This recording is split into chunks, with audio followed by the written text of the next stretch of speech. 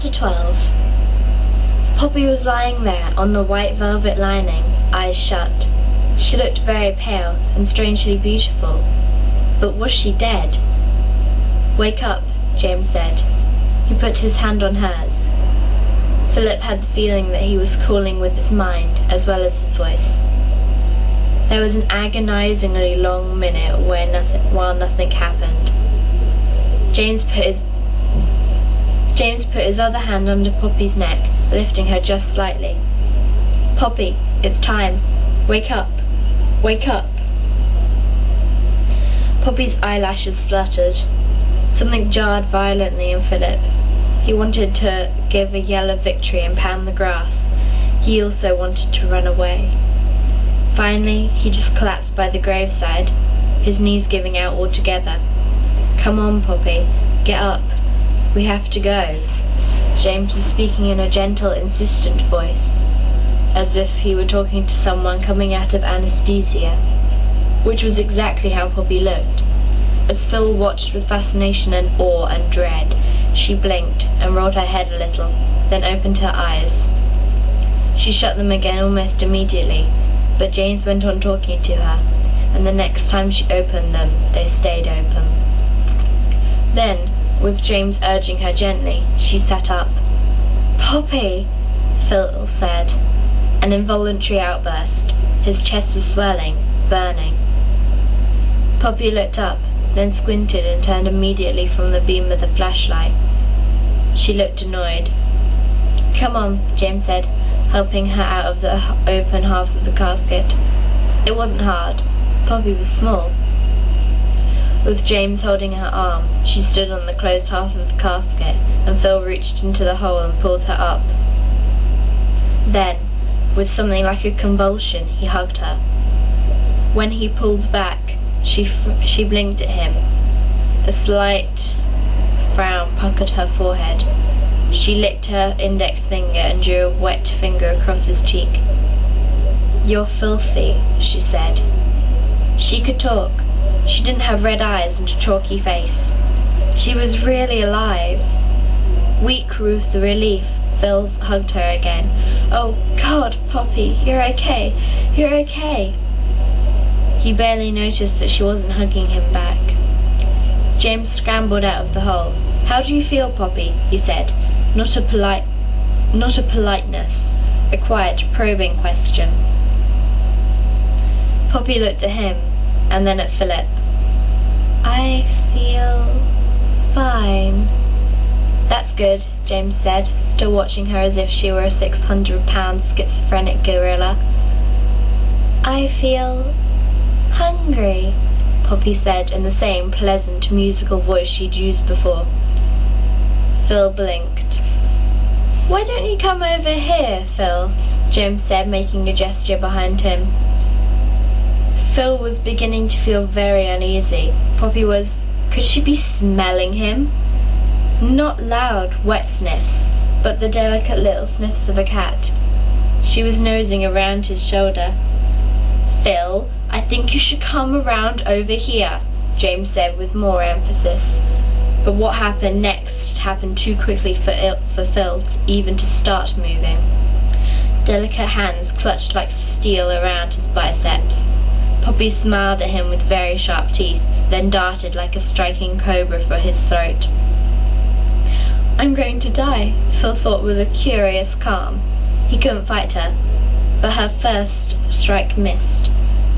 The sharp teeth grazed his throat like two burning pokers. "No, you don't," James said.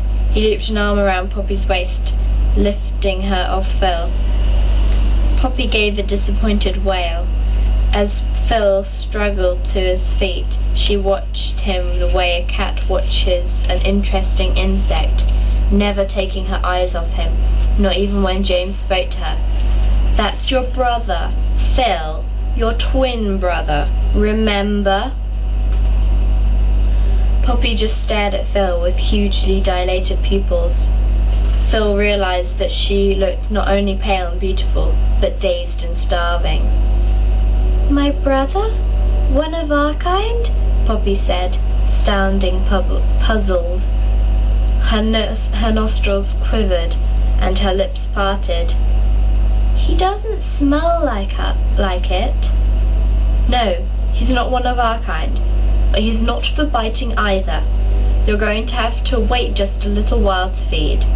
To Philip he said, "Let's get this hole filled in. Fast." Philip couldn't move at first. Poppy was still watching him in that dreamy but intense way. She stood there in the darkness in her best white dress, supple as a lily with her hair falling around her face, and she looked at him with the eyes of a jaguar. She wasn't human anymore. She was something other. She'd said it herself. She and James were of one kind, and Phil was something different. She belonged to the night world now. Oh, God, maybe we should just have let her die, Phil thought, and picked up a shovel with loose and trembling hands. James had already gotten the lid back on the vault. Phil shoveled dirt on it without looking at where it landed. His head wobbled as if his neck were a pipe cleaner. "Don't be an idiot," a voice said, and hard fingers closed on Phil's wrist briefly. Through a blur, Phil saw James. "She's not better off dead. She's just confused right now. This is temporary, all right?" The words were brusque, but Phil felt a tiny surge of comfort. Maybe James was right.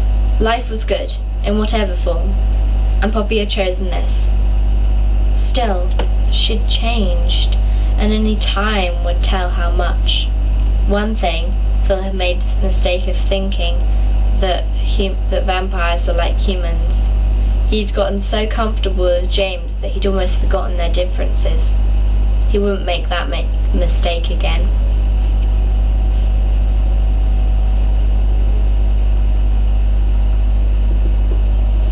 Poppy felt wonderful in almost every way. She felt secret and strong. She felt poetic and full of possibility. She felt as if she'd just sloughed off her old body like a snake shedding its skin to reveal a fresh new body underneath. And she knew, without being quite sure how she knew, that she didn't have cancer. It was gone, the terrible thing that had been running wild inside her. Her new body had killed it and absorbed it somehow. Or maybe it was just that every cell that made up Poppy North, every molecule, had changed. However it was, she felt vibrant and healthy. Not just better than she had before she'd gotten the cancer, but better than she could remember feeling in her life. She was strangely aware of her own body, and her muscles and joints all seemed to be working in a way that was sweet and almost musical. The only problem was that she was hungry. It was taking all her willpower not to pounce on the blonde guy in the hole. Philip. Her brother. She knew he was her brother, but he was also human, and she could sense the rich stuff, lush with life, that was coursing through his veins, the electrifying fluid she needed to survive.